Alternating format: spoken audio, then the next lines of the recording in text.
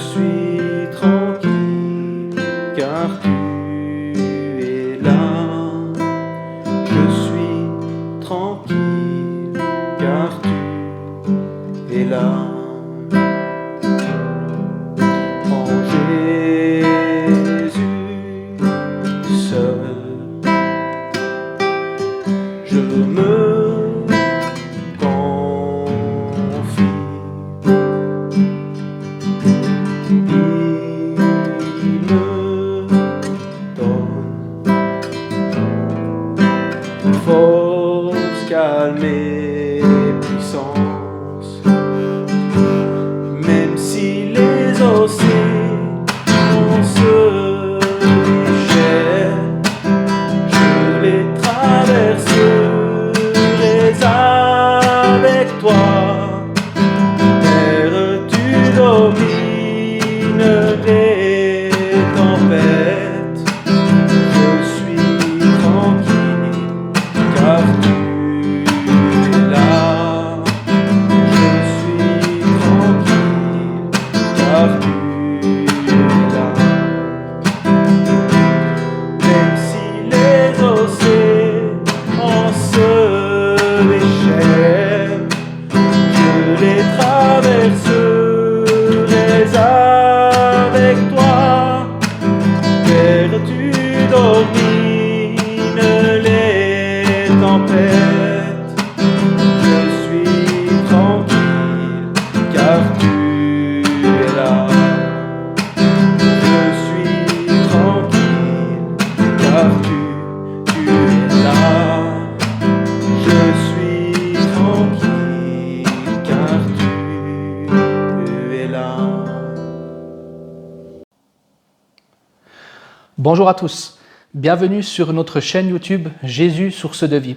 C'est un plaisir de pouvoir de nouveau vous annoncer la parole de Dieu une fois de plus, la parole de vie comme j'aime l'appeler. Aujourd'hui, le titre de notre message est « Notre essentiel, notre absolu s'appelle Jésus ». Et nous allons voir ensemble ce soir que Jésus est notre essentiel, il est le divin berger. Il est la porte, il est le seul et unique vrai chemin qui mène au ciel, qui nous donne cet accès au ciel. Et pour cela, ce soir, nous allons regarder des textes qui se trouvent dans l'évangile de Jean. C'est une évangile merveilleuse et elle nous montre toute la divinité du Christ. Vraiment, je vous encourage à lire l'évangile de Jean. Amen. Donc, pour ce faire, nous allons lire un passage qui se trouve dans l'évangile de Jean au chapitre 10. Et vous verrez, dans cet évangile, on a vraiment plein de sens profonds, vraiment merveilleux. Donc, je vous fais la lecture. On commence au chapitre 10. En vérité, je vous le dis, celui qui n'entre pas par la porte dans la bergerie, mais qui monte par ailleurs est un voleur et un brigand. Mais celui qui entre par la porte est le berger des brebis. Le portier lui ouvre et les brebis entendent sa voix. Il appelle par leur nom les brebis qui lui appartiennent et il les conduit dehors. Lorsqu'il l'a fait sortir toutes ses propres brebis, il marche devant elles et les brebis le suivent parce qu'elles le connaissent. Elles connaissent sa voix. Elles ne suivront point un étranger, mais elles fuiront loin de lui parce qu'elles ne connaissent pas la voix des étrangers. Jésus leur dit cette parabole, mais ils ne comprirent pas de quoi il leur parlait. Jésus leur dit encore, en vérité, je vous le dis, je suis la porte des brebis. Je suis la porte. Si quelqu'un entre par moi, il sera sauvé. Il entrera et il sortira et il trouvera des pâturages. Plus loin au verset 11, Jésus de nouveau nous insiste et il nous dit « Je suis le bon berger. Le bon berger donne sa vie pour ses brebis. » Plus loin encore, il le répète « Je suis le bon berger. Je connais mes brebis et elles me connaissent. Comme le Père me connaît et comme je connais le Père, et je donne ma vie pour mes brebis. » J'ai encore d'autres brebis qui ne sont pas de cette bergerie. Celles-là, il faut aussi que je les amène. Elles entendront ma voix et il y aura un seul troupeau, un seul berger. Le Père m'aime parce que je donne ma vie afin de la reprendre. Personne ne me l'ôte, mais je la donne de moi-même. J'ai le pouvoir de la donner et j'ai le pouvoir de la reprendre. Tel est l'ordre que j'ai reçu de mon Père. Il y a eu de nouveau, à cause de ces paroles, division parmi les Juifs. Plusieurs d'entre eux disaient « Il a un démon, il est fou. Pourquoi l'écoutez-vous » D'autres disaient « Ce ne sont pas les paroles d'un démoniaque. Un démon peut-il ouvrir les yeux des aveugles ?» Plus loin, au verset 24, les Juifs l'entourèrent et lui dirent « Jusqu'à quand tiendras-tu notre esprit en suspense ? Si tu es le Christ, dis-le-nous franchement. » Jésus leur répondit « Je vous l'ai dit et vous ne me croyez pas. Les œuvres que j'ai faites au nom de mon Père rendent témoignage de moi. Mais vous ne croyez pas, parce que vous n'êtes pas de mes brebis. Mes brebis entendent ma voix, je les connais et elles me suivent. Je leur donne la vie éternelle, elles ne périront jamais et personne ne les ravira de ma main. Moi et le Père, nous sommes un. » Alors les Juifs prirent de nouveau des pierres pour le lapider. Donc, vous voyez, dans ces quelques versets, Jésus nous dit « Il est le bon berger ». Il est le divin berger. Et au verset 16, il nous dit « D'autres brebis qui ne sont pas de cette bergerie, celles-là, il faut aussi que je les amène. Elles entendront ma voix et il y aura un seul troupeau. » Je peux vous dire, Jésus est vraiment ce divin berger qui donne sa vie pour ses brebis. Dans l'évangile de Matthieu, chapitre 18, verset 12, nous voyons l'image de ce berger qui laisse ses 99 brebis pour aller chercher celle qui est égarée. Eh bien, Jésus, c'est ça. Jésus est ce berger qui va laisser ce troupeau pour aller chercher cette brebis qui est égarée, qui doit lui appartenir. Et un jour, il est venu à ma rencontre. Il est venu me chercher. Il est venu et il m'a aimé lui le premier. Et merci parce que j'ai pu lui rendre cet amour. Et dedans ces quelques versets que je vous ai lus, nous voyons à plusieurs reprises dans ce chapitre 10 que Jésus nous dit justement à 7 reprises qu'il est la porte. Il est la porte. C'est par lui qu'on a accès au Père. C'est à travers lui qu'on a accès à ce ciel. Dans ce même chapitre, il nous est mentionné à 7 reprises que Jésus est le divin berger. À 7 reprises. Et dans ce même chapitre, le mot « je suis » nous est mentionné 7 fois. Croyez-vous que c'est un hasard? Si à 7 reprises, nous voyons qu'il est la porte. À 7 reprises, nous voyons qu'il est le berger. Et à 7 reprises, il nous dit « je suis ». Et après, vous allez voir le sens du mot « je suis ». Vous savez, le chiffre 7, si vous êtes des lecteurs un petit peu assidus de la Bible, nous savons que ce chiffre est le chiffre de la plénitude. Et j'aimerais te dire que Jésus est la porte, il est l'accès dans toute sa plénitude. Il est ce divin berger rempli d'amour dans toute sa plénitude pour toi. Et vous allez le voir après, il est aussi ce Dieu dans toute sa plénitude pour toi également. Ce mot « je suis » a une grande signification. Et il n'est pas choisi ici par hasard. Vous savez, la parole de Dieu est parfaite. Et puis pour comprendre ça, nous devons retourner des siècles en arrière dans l'Exode, dans le livre d'Exode, au chapitre 3 et au verset 14. Dans ce passage-là, on voit en fait Moïse avoir un dialogue avec Dieu le Père. Et ils ont ce dialogue, et en fait, Moïse dit à Dieu « Je suis personne », parce que justement, il devait libérer le peuple des Israélites. Et il lui dit « Mais je suis personne, comment est-ce que j'irai faire ça ?» Et Dieu lui dit « Je serai avec toi ». Et à ce moment-là, après Moïse, il va aller vers les Israélites, mais il va demander à Dieu, il va dire « Mais comment est-ce que je vais devoir leur dire comment tu t'appelles ?» Et là, à ce moment-là, Dieu va dire, tu leur diras, je suis celui qui suis. Et il ajouta, voici ce que tu diras aux Israélites. Je suis, donc comme un prénom, je suis m'a envoyé vers vous. Vous comprenez, Dieu dit que son nom est je suis. Et nous savons que dans la parole de Dieu, il y a plusieurs noms. L'Éternel des armées, Jéhovah, il y a plusieurs noms de Dieu. Et un de ces noms et je suis. Et quand Jésus utilise et reprend ces termes-là, je suis, justement, il nous expose toute sa divinité. Mais pas que ça, il nous expose bien plus. Dans l'évangile de Jean au chapitre 6 et au verset 35, il nous dit « Je suis le pain de la vie ». Et il est ce pain divin, céleste, qui est descendu, cette manne céleste qui est descendue du ciel et qui est venue parmi son peuple. Il est le pain de vie. Il nous dit dans l'évangile de Jean au chapitre 9 et au verset 5, « Je suis la lumière du monde ». Il est la lumière, c'est lui qui nous éclaire. Et si on marche dans sa lumière, on ne marchera plus dans les ténèbres. Il nous dit au chapitre 10 et au verset 7, « Je suis la porte ». Au chapitre 10 et au verset 11, « Je suis le bon berger qui donne sa vie pour ses brebis. Je suis la résurrection et la vie. » C'est à travers lui que nous pouvons avoir cette résurrection pour ce monde meilleur, à quoi ce que Dieu nous a destiné. « Je suis le chemin, la vérité et la vie. » Il n'y a aucun autre chemin. Il est lui le chemin. Le chemin, c'est une personne, c'est Jésus-Christ. Le chemin, ce n'est pas un mouvement ou une religion. Le chemin est l'unique vérité qui mène au ciel, qui mène à la réconciliation avec le Père. C'est Jésus-Christ. Et il nous dit dans l'évangile de Jean chapitre 10, verset 36, « Je suis le Fils de Dieu. Amen. » Mon Jésus, il est tout. Il est l'alpha, il est l'oméga, il est le commencement, il est la fin. Tout a été fait pour lui, créé par lui, à travers lui. Il est la porte. Vous savez, quand il est ressuscité, quand les premiers disciples ont été au tombeau et quand cette grosse pierre était enlevée, était roulée sur les côtés, quand Jésus a vaincu la mort, quand il est ressuscité, il nous a ouvert cette porte. Il nous a ouvert cette porte et cet accès pour aller auprès de Dieu dans le ciel qu'il nous a préparé. Et à travers la résurrection, quand cette porte fut roulée, lui-même est devenu cette porte pour nous. Amen, alléluia. Et il a vaincu la mort. Il est devenu cette porte pour pouvoir avoir accès au ciel. Amen.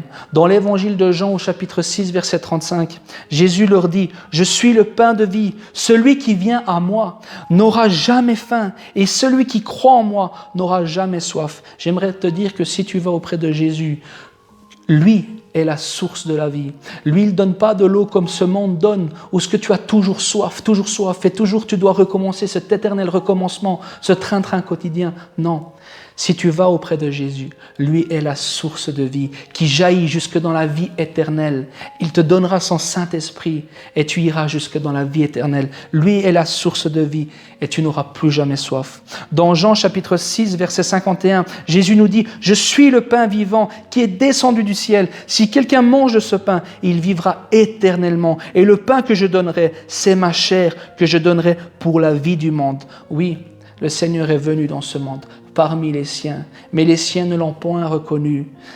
Quelle tristesse! Il a été jusqu'à la mort pour nous. Il s'est livré à la croix de Golgotha pour toi et moi. Il a donné sa chair. Il a été jusqu'à la crucifixion. Il a donné sa chair qui représente le pain pour toi et moi.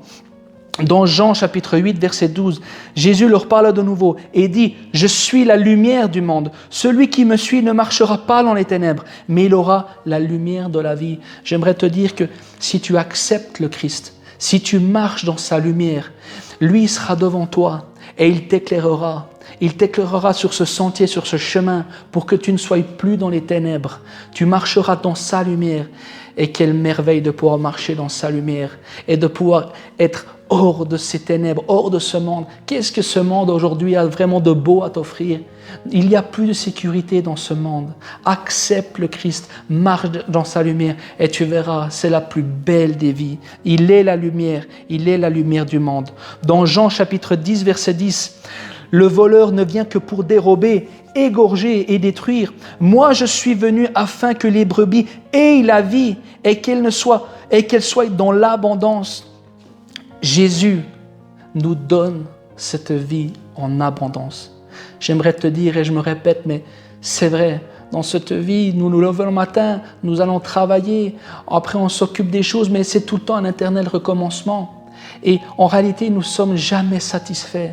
Mais le Seigneur te donne une vie en abondance, une paix, une sécurité, une joie et surtout le plus important, une espérance. Une espérance que même quand tes yeux se fermeront sur cette terre, ce ne sera pas la fin, mais ce sera le début d'une autre chose bien plus grande, merveilleuse, si tu acceptes le Christ. Il te donnera cette vie en abondance. Amen. Dans Jean chapitre 12, verset 47, « Si quelqu'un entend mes paroles et ne la garde point, ce n'est pas moi qui le juge, car je suis venu non pour juger le monde, mais pour sauver le monde. » J'aimerais te dire, toi qui m'écoutes, il n'est pas venu dans ce monde pour te juger, mais en réalité, il est venu pour te sauver. Il est venu dans ce monde pour me sauver et pour te sauver et non pour te juger. Mais pour cela, il faut que tu l'acceptes. Et il faut que tu lui donnes ta vie et que tu marches dans sa lumière. Amen. Jean chapitre 17, verset 24. « Père, je veux que là où je suis, ceux que tu m'as donnés soient aussi avec moi, afin qu'ils voient ma gloire, la gloire que tu m'as donnée, parce que tu m'as aimé avant la fondation du monde. » Jésus, vous vous rendez compte, il a envie que nous soyons avec lui, où ce que lui, il sera. Il a envie que nous soyons avec lui. Il nous a préparé une place. Et vous savez, si nous acceptons le Christ, ce qui est merveilleux, c'est que nous devenons des co-héritiers avec lui. Imaginez-vous l'espérance glorieuse que nous avons des enfants de Dieu. Si nous faisons la paix à travers le Christ, c'est merveilleux. Il veut que nous soyons avec lui. Et ça, c'est tellement beau. Jean chapitre 18, verset 37, Pilate lui dit, « Tu es donc roi ?» Il pose cette question à Jésus. Jésus répondit, « Tu le dis, je suis roi. Je suis né et je suis venu dans le monde pour rendre témoignage à la vérité. Quiconque est de la vérité, écoute ma voix. » Il est la vérité. Et si nous voulons être aussi de la vérité, nous devons écouter sa voix. Si nous voulons être de la vérité, comme lui, pratiquer la vérité, pratiquer la justice, la parole, nous devons écouter sa voix. Lui seul a pris le péché du monde, de toute l'humanité. Lui seul est le chemin, la vérité et la vie. Et ça, c'est merveilleux. Et nous allons le voir que lui seul a porté le péché du monde sur ses épaules. Un mot qui est important aussi dans l'évangile de Jean, nous voyons à plusieurs reprises que le mot « milieu » est utilisé justement 7 fois, de façon différente, concernant Jésus. Comme je vous ai dit, il y a partout dans l'évangile des sens profonds. Et la parole est tellement belle, elle est merveilleuse. Et en fait, elle est à l'image du Christ tout simplement. C'est une perfection. Lisons ensemble un passage de la femme adultère dans l'évangile de Jean au chapitre 8, versets 1 à 11. Vous vous dites peut-être, mais pourquoi est-ce qu'il passe de ça à nous lire le passage de la femme adultère? Eh bien, vous allez comprendre pourquoi. Je vous ai dit qu'à 7 reprises, le mot « au milieu » est repris dans l'évangile de Jean. Et vous allez comprendre pourquoi. C'est vraiment profond. Je vous fais la lecture. Donc, dans l'évangile de Jean, chapitre 8, du verset 1 à 11. Jésus se rendit à la montagne des Oliviers, mais dès le matin, il alla de nouveau dans le temple, et tout le peuple vint à lui. S'étant assis, il enseignait. Alors les scribes et les pharisiens amenèrent une femme surprise en adultère, et la plaçant au milieu du peuple, ils dirent à Jésus, « Maître, cette femme a été surprise en flagrant délit d'adultère. Moïse, dans la loi, nous ordonne de lapider de telles femmes. Toi donc, que dis-tu » Il disait cela pour l'éprouver, afin de pouvoir l'accuser. Mais Jésus, s'étant baissé, écrivait avec le doigt sur la terre. Comme ils continuèrent à l'interroger, il se releva et leur dit, « Que celui de vous qui est sans péché jette la première pierre contre elle. » Et s'étant de nouveau baissé, il écrivait sur la terre. Quand ils entendirent cela, accusés par leur conscience, ils se retirèrent un à un depuis les plus âgés jusqu'au dernier. Et Jésus resta seul avec la femme qui était là au milieu. Alors, s'étant relevé et ne voyant plus que la femme, Jésus lui dit, « Femme, où sont ceux qui t'accusaient? Personne ne t'a-t-il condamné ?» Elle répondit, « Non, Seigneur. » Et Jésus leur dit, « Je ne te condamne pas non plus. Va et ne pêche plus. » Waouh! Dedans ce passage, nous voyons cette femme qui avait été, par justement les scribes et les pharisiens, placée où, la parole de Dieu nous dit, placée au milieu. Cette femme a été placée au milieu, c'était la place justement de l'accusé. Imaginez-vous la situation. Tous ces hommes, le peuple, tout ça, en rang autour de elle, et cette femme à la place de l'accusé au milieu, placée au milieu. Et là, ces hommes voulaient la lapider, voulaient la condamner.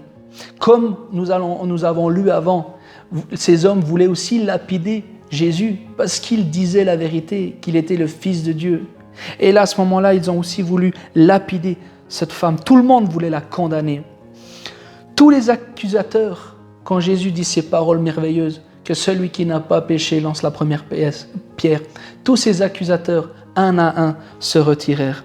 Et la parole de Dieu nous dit, qui c'est le seul qui resta avec la femme? Qui c'est le seul? Eh bien, le seul qui resta avec cette femme, c'est le Christ. Lui, le seul juste. Lui qui n'a jamais péché. Lui qui n'a jamais une parole trompeuse qui est sortie de sa bouche. Lui resta seul avec cette femme qui avait été placée au milieu, à la place de l'accusé. Et lui, le Seigneur, resta seul avec cette femme. Et Jésus, en réalité, à ce moment-là, lui la sauva. Il lui enleva son péché. Quel merveilleux sauveur nous avons. Le milieu, ça ne vous rappelle pas un autre texte également? Souvenez-vous, un autre texte, le passage de la crucifixion de Jésus. Nous allons survoler ensemble parce qu'il y a beaucoup de lectures, mais on va juste survoler ce passage ensemble. C'est vraiment important. Lisons le rapport qu'il y a entre ces deux passages. Souvenez-vous du mot au milieu. Je vous fais la lecture. Alors Pilate prit Jésus et le fit battre de verges. Les soldats tressèrent une couronne d'épines qu'ils posèrent sur sa tête. Vous vous rendez compte? Ils firent une couronne d'épines et le plaça sur la tête. J'imagine qu'ils ont dû l'enfoncer. Horrible. Il disait « Salut, roi des Juifs » et il lui donnait des soufflets. Il se moquait de lui. Il se moquait de notre Sauveur. Et il voulait le crucifier. Et plus loin, on voit que Pilate ne voulait pas le crucifier. Mais les Juifs lui répondirent, « Nous avons une loi, et selon notre loi, il doit mourir, parce qu'il s'est fait fils de Dieu. » Quand Pilate entendit cette parole, sa frayeur augmenta. Vous comprenez? Là, à ce moment-là, Pilate a dû avoir peur. Ils entendirent qu'il se nommait fils de Dieu. Et il s'est dit, après tout ce qu'ils avaient vu, il s'est dit peut-être, ah oui, mais peut-être c'est vrai. Et là, une crainte s'empara de Pilate. Quand Pilate entendit cette parole, sa frayeur augmenta. Il rentra dans le prétoire et il dit à Jésus, « D'où es-tu » Mais Jésus ne lui donna point de réponse. Pilate lui dit, « Est-ce à moi que tu ne parles pas ? Ne sais-tu pas que j'ai le pouvoir de te crucifier et que j'ai le pouvoir de te relâcher ?» Jésus répondit, « Tu n'aurais sur moi aucun pouvoir s'il ne t'avait été donné d'en haut. C'est pourquoi celui qui me livre à toi commet un plus grand péché. » Plus loin, Jésus, portant sa croix, arriva au lieu du crâne qui se nomme en hébreu Golgotha. C'est là qu'il fut crucifié et, souvenez-vous des deux brigands sur la croix, souvenez-vous. Et deux autres il fut crucifié et deux autres avec lui, un de chaque côté, et Jésus était au milieu. Plus loin, les soldats, après avoir crucifié Jésus, prirent ses vêtements et sa tunique. Il laissa Jésus à demi-nu sur cette croix crucifiée. Et après, plus loin, il lui donna encore du vinaigre à boire. Et ça ne suffisait pas encore. La parole de Dieu nous dit qu'un des soldats lui perça le côté avec une lance. Ton sauveur, mon sauveur, toi qui ne connais peut-être pas encore bien la personne du Christ, voilà le sauveur du monde. Jusque où est-ce qu'il a été pour nous? Jusqu'à la croix, jusqu'à être crucifié. Et j'aimerais te dire que c'est tellement fort. Jésus, à ce moment-là, au verset 18, il y avait les deux brigands, un de chaque côté, et Jésus était placé au milieu. Il a pris lui le seul juste qui n'a jamais péché, Il a pris, lui, la place du condamné. Il a pris la place de l'accusé au milieu. Lui, le seul vrai juste, l'agneau sans défaut, sans tache, prenant tous les péchés du monde sur lui, les péchés de l'humanité. Pour toi, pour moi, pour toi qui m'écoutes, il a pris cette place de l'accusé pour nous. Quel sauveur, mais quel sauveur merveilleux. Quel sauveur merveilleux que nous avons. Et vous savez, j'aimerais te dire que si peut-être tu doutes au fond de ton cœur, j'aimerais te dire que cet événement avait été prophétisé 750 ans avant dans le livre d'Ésaïe. La parole de Dieu est parfaite. Plus de 3300 prophéties se sont accomplies. Et dans Ésaïe, au chapitre 53 et au verset 1 à 9, ce passage-là fut prophétisé. Écoutez ce passage, ce qui est dit sur la personne du Christ. Qui a cru à ce que nous a annoncé? Qui a reconnu le bras de l'Éternel? Il s'est élevé devant lui comme une faible plante, comme un rejeton qui sort d'une terre desséchée. En parlant de Jésus, il n'avait ni beauté, ni éclat pour attirer nos regards, et son aspect n'avait rien pour nous plaire. Méprisé et abandonné des hommes, homme de douleur et habitué à la souffrance, semblable à celui dont on détourne le visage. Nous l'avons dédaigné. Nous n'avons fait de lui aucun cas. Cependant, ce sont nos souffrances qu'il a portées. C'est de nos douleurs qu'il s'est chargé. Et nous l'avons considéré comme puni, frappé de Dieu et humilié. Souvenez-vous, il était là. Ils l'ont laissé à demi nu devant les gens, devant le peuple. Ils l'ont humilié. Cependant, ce sont de nos souffrances qu'il a portées. C'est de nos douleurs qu'il s'est chargé. Et nous l'avons considéré comme puni, frappé de Dieu et humilié. Mais il était blessé pour nos péchés, pour tes péchés, brisé pour nos iniquités. Le châtiment qui nous donne la paix est tombé sur lui. Et c'est par ses meurtrissures que nous sommes guéris. Nous étions tous errants comme des brebis. Chacun suivait sa propre voie. Et l'Éternel a fait retomber sur lui l'iniquité de nous tous. Il a porté tous nos péchés, de nous tous. Il a été maltraité et opprimé. Il n'a point ouvert la bouche, semblable à un agneau qu'on mène à la boucherie. Souvenez-vous devant Pilate. Il n'a pas ouvert la bouche. Pilate lui a dit, c'est devant moi que tu ne me réponds pas. Tu sais que j'ai le pouvoir de t'enlever la vie et de te l'enlever et de la laisser. Mais Jésus n'a pas ouvert la bouche. Il était semblable à une brebis muette, devant ceux qui le tendent. Il n'a point ouvert la bouche. Il a été enlevé par l'angoisse et le châtiment. Et parmi ceux de sa génération qui a cru qu'il était retranché de la terre des vivants et frappé pour les péchés de mon peuple, de nous tous, de toute l'humanité. On a mis son sépulcre parmi les méchants, son tombeau avec les riches, quoiqu'il n'ait point commis de violence et qu'il n'ait point eu de fraude dans sa bouche. Il n'a jamais eu de fraude dans sa bouche. Lui, le seul vrai juste. Il a pris cette place au milieu, comme cette femme adultère. Il a pris la place du condamné pour toi et moi, pour pouvoir, à travers son sacrifice, être sauvé. Quel sauveur merveilleux. Dans l'évangile de Matthieu au chapitre 18, versets 19 et 20, Jésus nous dit également qu'il est au milieu. Souvenez-vous de ce passage. Je vous dis encore que si 2 d'entre vous s'accordent sur la terre pour demander une chose quelconque, elle leur sera accordée par mon Père qui est dans les cieux. Car là où 2 ou 3 sont assemblés en mon nom, je suis, où Jésus nous dit, je suis au milieu d'eux. Amen. Toi qui es derrière ton écran, ce soir, et moi, nous sommes 2 ce soir. Toi qui regardes cette vidéo, nous sommes unis en esprit. Et le Seigneur, qui est omniscient, omniprésent, il est au milieu de nous. Et ce soir, tu peux, d'une simple prière, accepter le Christ dans ta vie. Tu peux le faire et avoir cette réconciliation avec le Père. J'aimerais dire simplement merci. Merci à notre Sauveur. Il a été jusqu'au bout. Il a été jusqu'au bout. Il n'a pas regardé à gauche, à droite. Il a été jusqu'à la croix. Il a tout accompli. Il a tout accompli pour nous.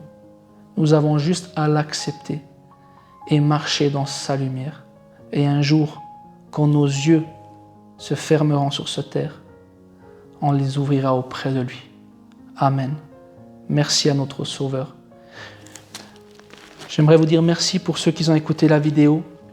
Et surtout, nous allons diffuser des vidéos, donc abonne-toi. Que Dieu te bénisse.